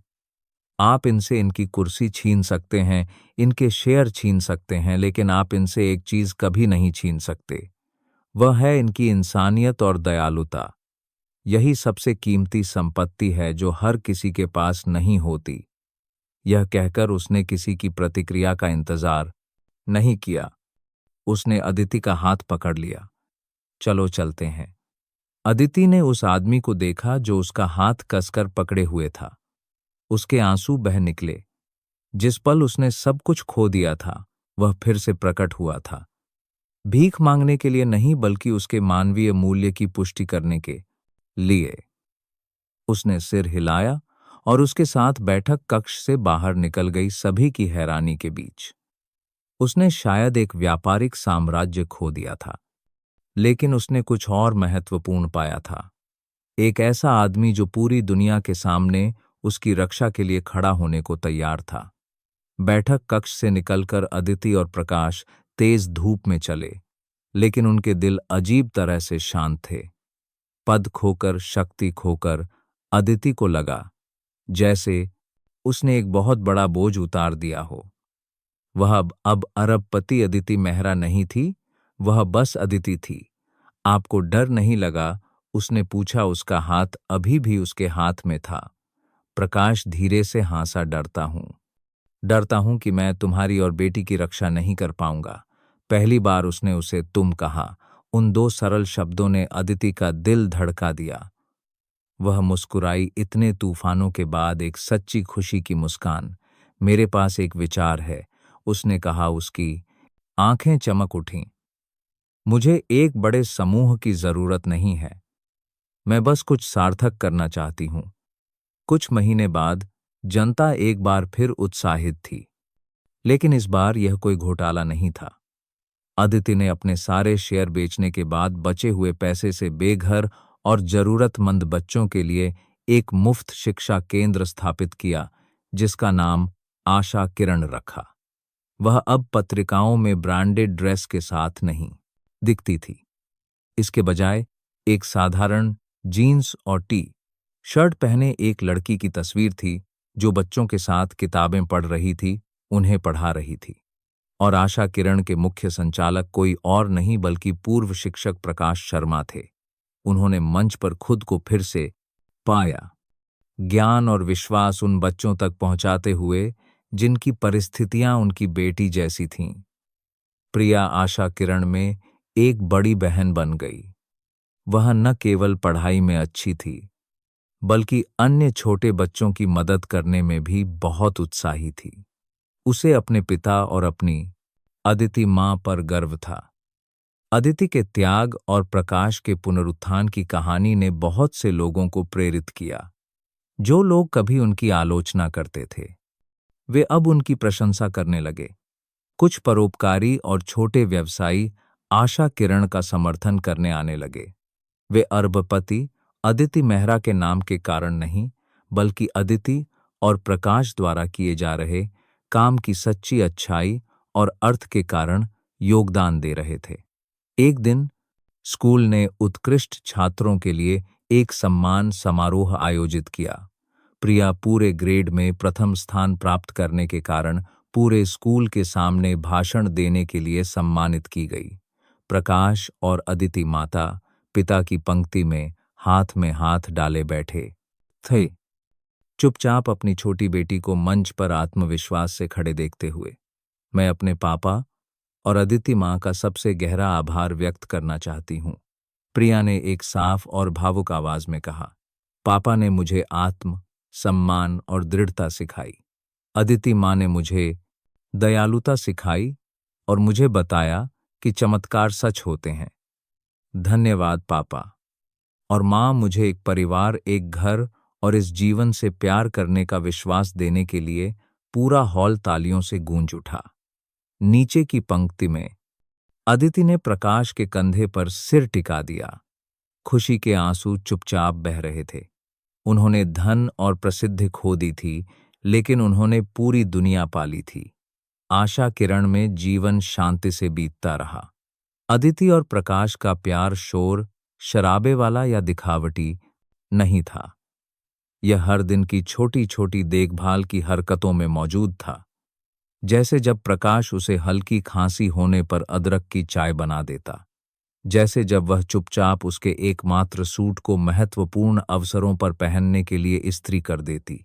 वे आई लव यू नहीं कहते थे, लेकिन प्यार उनकी हर सांस में समा गया था।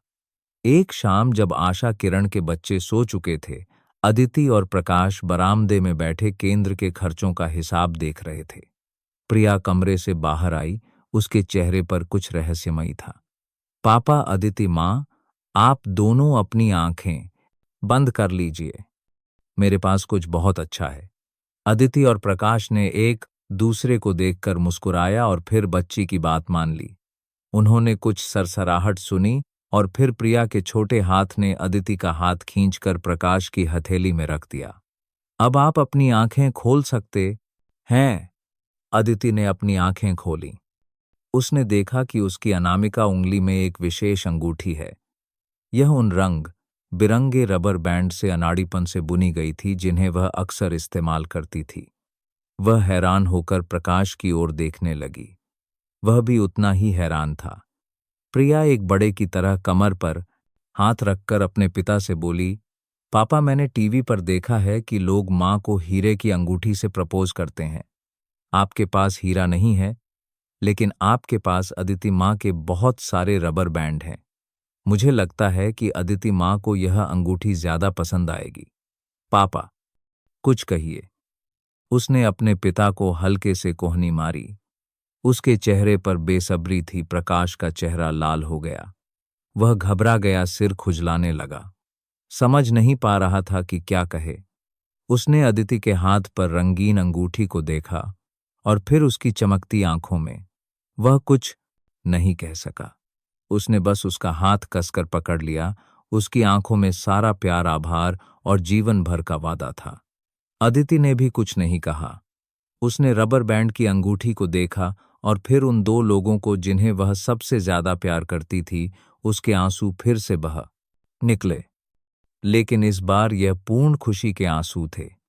वह झुककर उन दोनों को गले लगा लिया। मम्मी तैयार है, उसने रुंधे गले से फुसफुसाया। यह दुनिया की सबसे खूबसूरत अंगूठी है।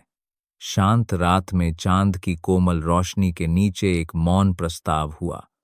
कोई गुलाब नहीं, कोई मोमबत्ती नहीं, कोई हीरा नहीं, बस एक रबर बैंड से बनी अंगूठी, एक आदमी का सच्चा दिल और एक बच्चे की मासूमियत। यह सबसे सुंदर, सबसे सार्थक प्रस्ताव था जिसका अदिति ने कभी सपना देखा था।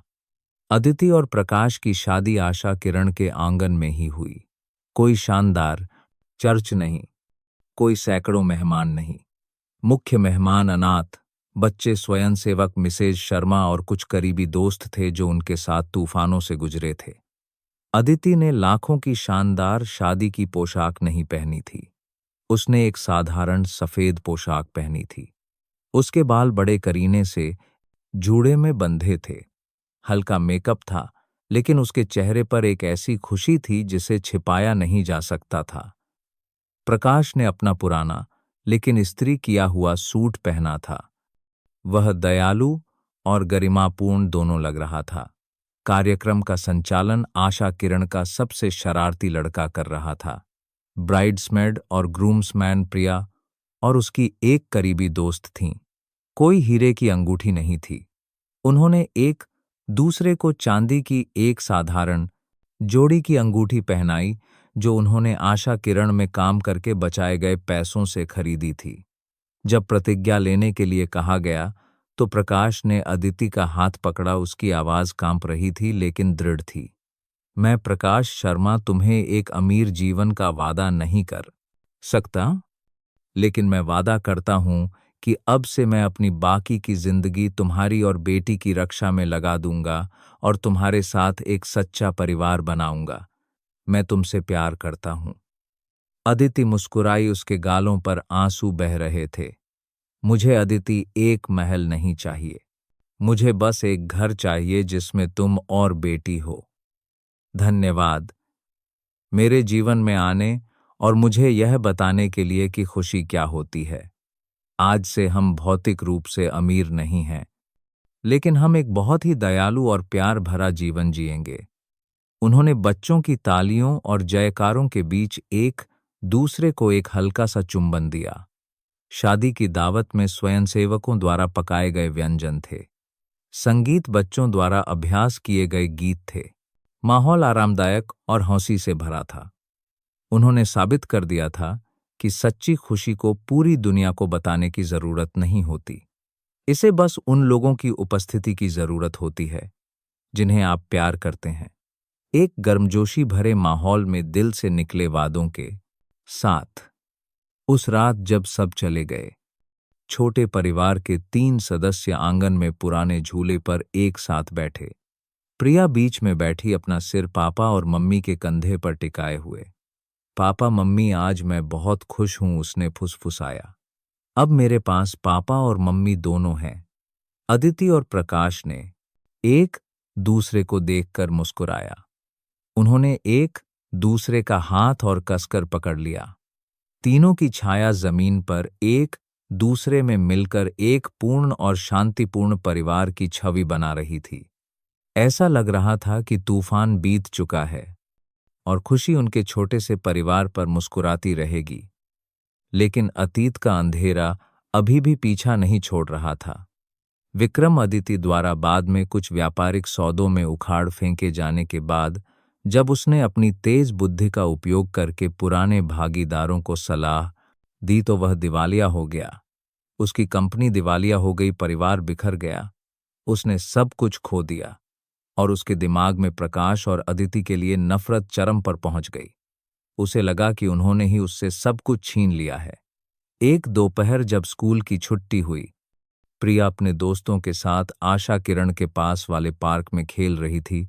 तभी एक छोटी वैन अचानक रुकी। विक्रम एक पागल चेहरे के साथ उसका मुंह बंद करके उसे वैन में खींच लिया और तेजी से चला गया। अपनी बेटी के अपहरण की खबर पाकर प्रकाश और अदिति लगभग पागल हो गए। अदिति ने तुरंत पुलिस को फोन किया। साथ ही उसके दिमाग में केवल एक ही नाम आया, विक्रम। विक्रम ने अदिति को फोन किया। फोन पर उसकी आवाज पागलपन से भरी थी। अदिति हैरान हो गई, तुम्हारी प्यारी बेटी मेरे कब्जे में है। अगर तुम उसे सुरक्षित चाहती हो तो अकेले एक्स बंदरगाह पर परित्यक्त गोदाम में आओ। पुलिस नहीं होनी चाहिए, वरना तुम्हें केवल उसकी लाश मिलेगी। अदिति अकेले जाने वाली थी, लेकिन प्रकाश ने उसे रोक लिया। नहीं, तुम अकेले नहीं जा सकती। यह मेरा मामला है, मुझे जाने दो। नहीं, अदिति चिल्लाई, मैं तुम्हें फिर से नहीं खो सकती। अंत में उन्होंने साथ जाने का फैसला किया, लेकिन अदिति ने चुपके से एक पुलिस कप्तान को अपनी लोकेशन और जानकारी भेज दी थी, जिस पर उसे भरोसा था। परित्यक्त गोदाम में हवा नम और बदबूदार थी। प्रिया को एक खंभे से बांध दिया गया था। उसके मुंह पर कपड़ा बंधा हुआ था, वह डर के मारे सिसक रही थी। विक्रम एक लकड़ी के बक्से पर बैठा था, उसके हाथ में एक चाकू था, उसकी आंखें पागल थीं। तुम दोनों आ गए, यह देखने आए हो कि मैं इस नाटक को कैसे खत्म करता हूं। विक्रम, उस बच्ची को छोड़ दो, प्रकाश ने कर्कश आवाज में कहा। सारी दुश्मनी मेरे और तुम्हारे बीच है, एक बच्चे का इससे कोई लेना देना नहीं है।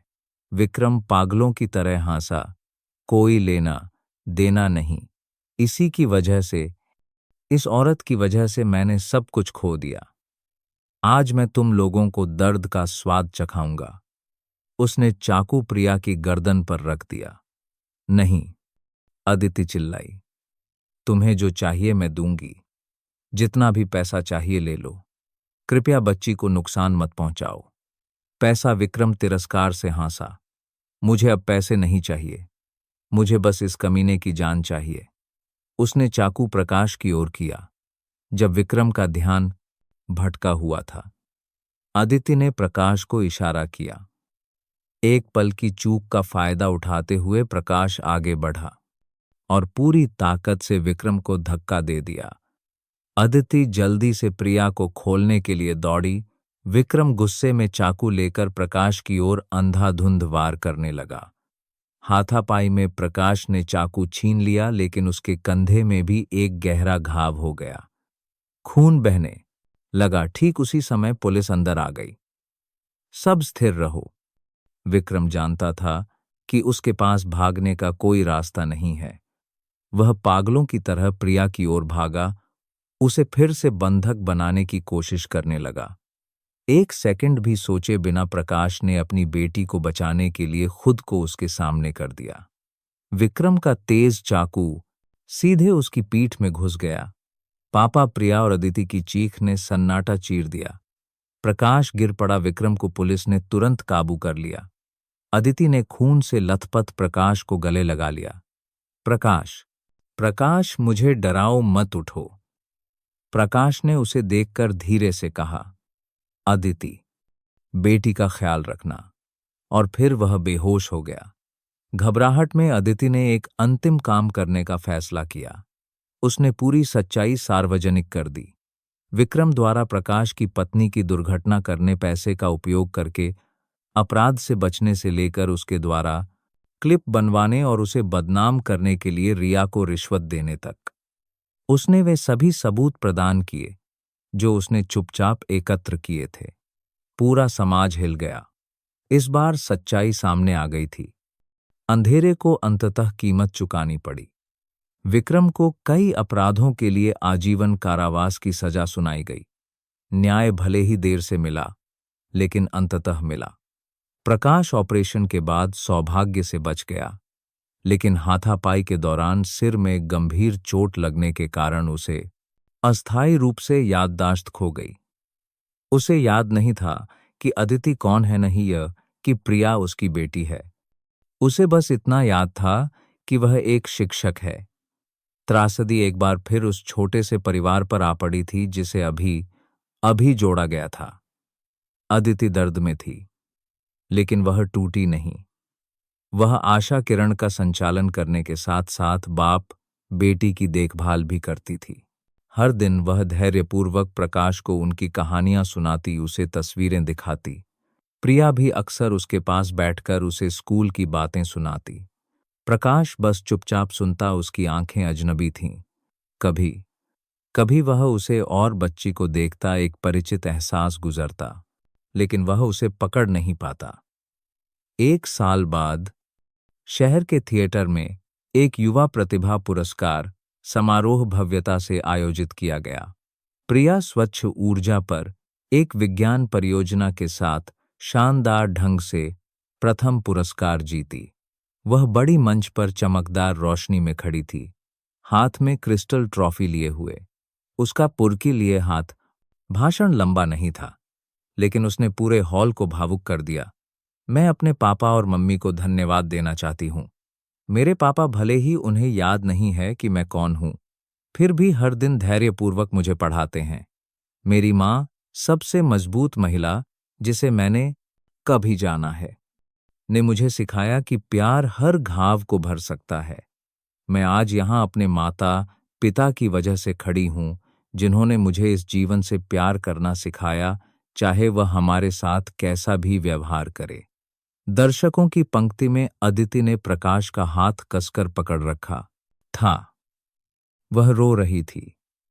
प्रकाश उसकी ओर मुड़ा।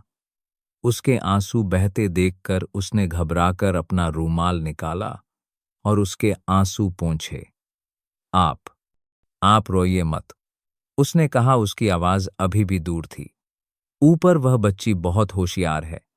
अदिति ने उसे देखा, उसकी मुस्कान आंसुओं से भरी थी। प्रकाश उसे थोड़ी देर घूरता रहा और फिर धीरे से बोला, आप छोटे बालों वाली, हमेशा मुस्कुराने वाली लड़की। आपका चेहरा बहुत जाना पहचाना लगता है, लेकिन मुझे आपका नाम याद नहीं आ रहा। अदिति ने कोई जवाब नहीं दिया, उसने बस उसका हाथ कसकर पकड़ लिया। वह जानती थी कि उसकी याददाश्त वापस लाने की यात्रा अभी बहुत लंबी होगी, लेकिन उसे डर नहीं था, क्योंकि उसे विश्वास था कि प्यार केवल यादों में नहीं बल्कि दिल में गहराई से अंकित होता है। भले ही उसे उसका नाम याद न हो, लेकिन जब वह उसे देखता था तो उसकी आंखों में उसे अभी भी एक अवचेतन कोमलता और विश्वास दिखाई देता था। वे एक साथ फिर से शुरू करेंगे। उनकी कहानी का कोई आदर्श परिकथा वाला अंत नहीं था, जहां राजकुमार और राजकुमारी हमेशा खुशी से रहते हैं। यह एक चुनौतीपूर्ण लेकिन उम्मीद से भरी वास्तविकता के साथ समाप्त हुई। खुशी मंजिल नहीं, एक यात्रा है, और उस यात्रा पर जब तक वे एक दूसरे का हाथ थामे रहेंगे, जब तक उनमें विश्वास और प्यार होगा, चाहे कितने भी तूफान आए, वे हमेशा रोशनी पाएंगे। आशा किरण में जलती लौ कभी नहीं बुझेगी। जैसे उनके दिलों में प्यार हमेशा एक प्रकाश स्तंभ की तरह रहेगा, जो सबसे अंधेरी रातों में भी रास्ता दिखाएगा। दोस्तों, आप सब यह कहानी कहाँ से सुन रहे हैं, कमेंट करके जरूर बताइए। आपको यह कहानी कैसी लगी, यह भी हमें बताइएगा। मेरी ईश्वर से यही प्रार्थना है कि आप और आपका परिवार हमेशा सुरक्षित और खुश रहें। अगर आपके पास भी कोई ऐसी ही दिलचस्प कहानी है तो हमारे साथ जरूर साझा करें। हमें आपकी कहानी पढ़ने में बहुत खुशी होगी।